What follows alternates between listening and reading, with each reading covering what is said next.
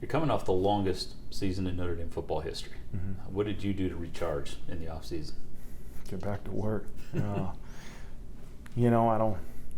I'm not a guy that needs much idle time to recharge. It's just you turn the page to the next season. And after that season, the football season, you got to get ready for recruiting. So you put your recruiting hat on, and the next thing you know, you're in spring ball, and the next thing you know, you're recruiting again or out speaking to different people, and then you get back for summer. Then you get away for a little bit. I was able to take a Disney cruise with my wife over and the kids to the Mediterranean, and that was a good recharge, And you think 12 nights on a Disney cruise ship and getting off the boat 8 times, like you recharge, it's to get away, to be with my wife and the kids, to see them happy. That's ultimately helps me recharge.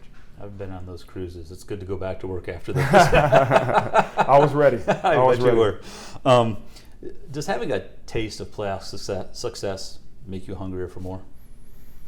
No, we're always hungry. Like, if you need previous experience to have hunger to be the best, like, you're not the competitor you have to be to have success in this profession. But it does help you understand what it takes, right? Is that this football program knows what it's like to go through a 12-game regular season and go through a 12-team playoff and get to the national championship. We know what it takes. We know what it's like.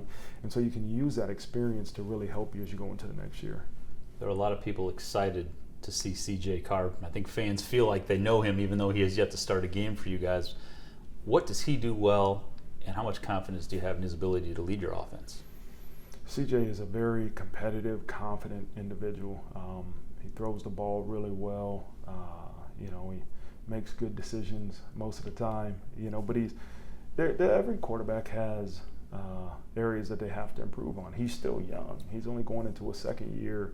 I think sometimes being a coach's kid and a coach's grandson helps you understand the game because you've been around a game for so long, but there's no substitution for real game experience either. And so he was a highly recruited kid. That's why so many people know who he is. A lot of people know his last name, but he's a humble, confident, competitive individual.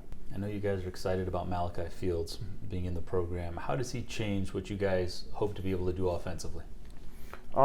We want to make sure we win those one-on-one battles, and Malachi adds to a huge part to that wide receivers room. I think as you looked at Jaden Greathouse at the end of last season, you look at Jordan Faison, they did a good job of winning the one-on-one battles. If you're getting double team, there's not many wide receivers that are just going to beat a double team. But what you do is you create some singles for the other wide receivers, and so we expect Malachi to do great things. The thing I love about Malachi is the way he practices, the way he works, the effort he puts in. I watched film of him last year, and I told him I loved that when he wasn't getting the ball, the way he blocked. And it tells me a lot about an individual, so I'm excited for Malachi.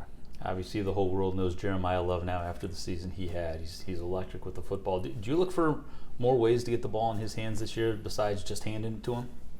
Yeah, we'll be creative. I think that's the fun part of game planning, the tactical aspect of the game of football is like, how do we be creative and find different ways to get the ball into our playmakers' hands? If we're having success, just handing it off and letting him run. Hey, don't sway from that, right? Do the things you do well. But if we got to do different things with Jeremiah Love to create some success for him or the entire offense, we will. Sure. What do you think this team is better off this year than it was a year ago in August? Well, I think the experience our offensive line has, that those guys that are returning have all started. Big game experience for the most part, the depth of that room. I think that's when they added in. I think we started maybe 9-10 guys on the offensive line throughout the season. Big games, right? And to have those, I know we had some injuries, but to have those guys back that have valuable in-game experience is huge. And our offense will go as our offensive line goes. You open up the season on the road at Miami against a place that's a hard place to play, and you're doing it with a quarterback who has never started a college football game before. How do you prepare him for that environment? Can you prepare him for that environment? Yeah, you can be creative in practice. How do you find unique ways to, raise the pulse of your team, to create a little hectic atmosphere, because ultimately it's going to be about how do you tune out all that and do your job, right? And that's what we can try to simulate in practice, a chaotic atmosphere that forces our players to either execute their job or not.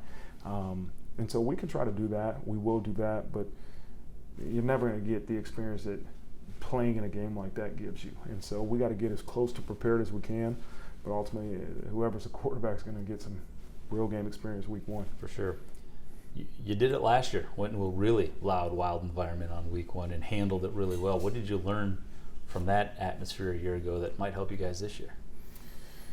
Yeah, the preparation to prepare to play in a big game atmosphere, but also versus a big time opponent. We understand what that takes. You know, the experience of doing that last year. This opponent will present something else, but again, you're talking about two really good opponents, two really good atmospheres that we know how to prepare to, make sure we're ready for that. And so we'll do it. We have a formula to try to make sure we're ready to go, but at the end of the day, you still got to get to the game and do it. The cameras are always on you. You're used to it now.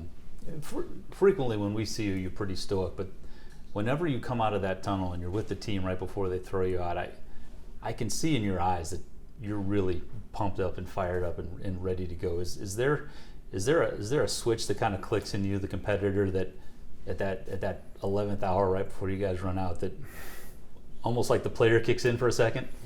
Yeah, I think any coach that have played this game understands that switch that you have to have. You're a competitor, right? And then those emotions, those raw emotions that you have before you get ready to take on an opponent, sometimes you mask them and sometimes you let it out, but at the end of the day, a lot of the emotional display is based on what I think our team needs, right? And I know a lot has been said about some of that pregame stuff I did at A&M, but I thought in that moment, we had some young guys starting on the offensive line.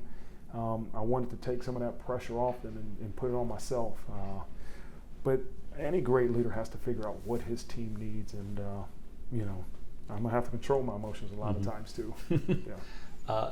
Your guys making it all the way to the championship game a year ago, do you feel like they're motivated to take that final step?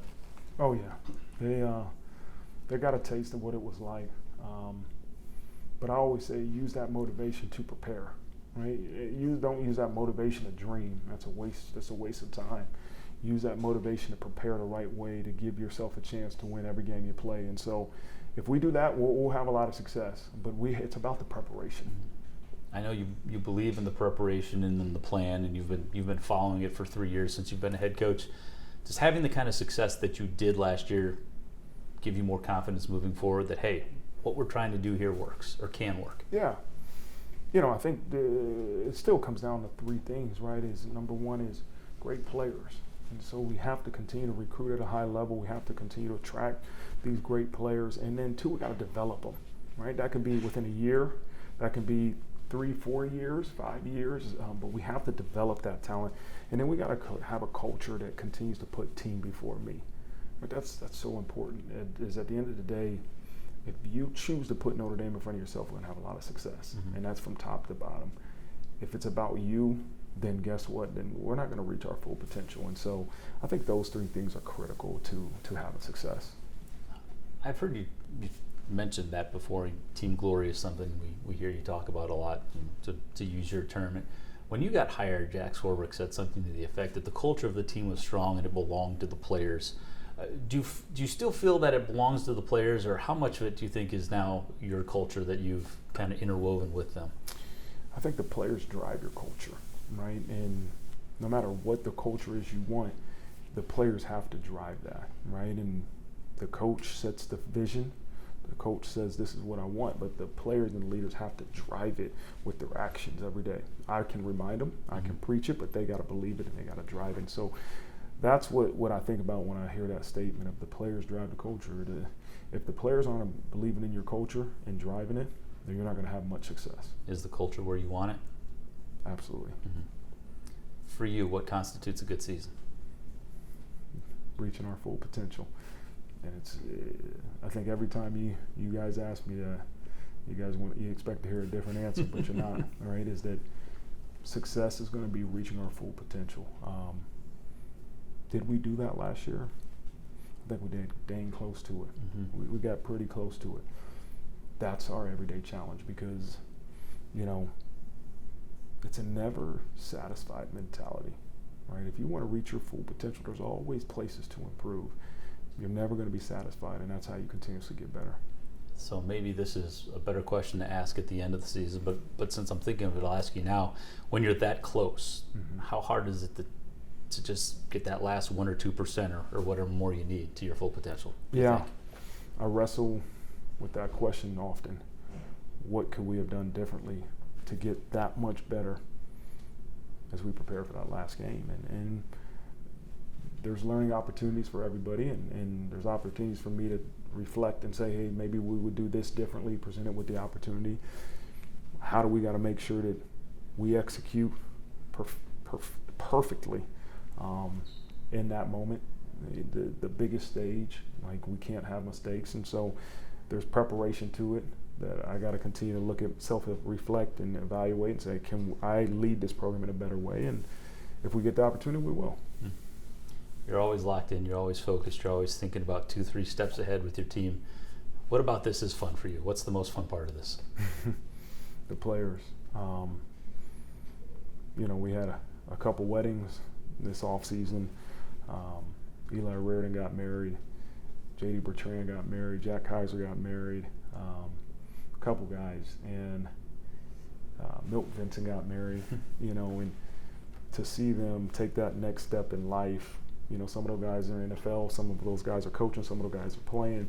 To see them take that next step as soon-to-be husbands or as husbands now, as men, at some point I'm sure will be fathers. Like, that's what I enjoy most, is to watch, not just watch, but help these young people that you get the privilege to lead, help them grow. Like, and that's, God has put me here to influence these young guys in a positive way, and it's not always just about football. And I get the most gratification seeing them grow as men. I'm Pete Byrne from WSBT-22 News. For more Notre Dame stories, like and subscribe to the WSBT-22 YouTube page. Thanks for watching.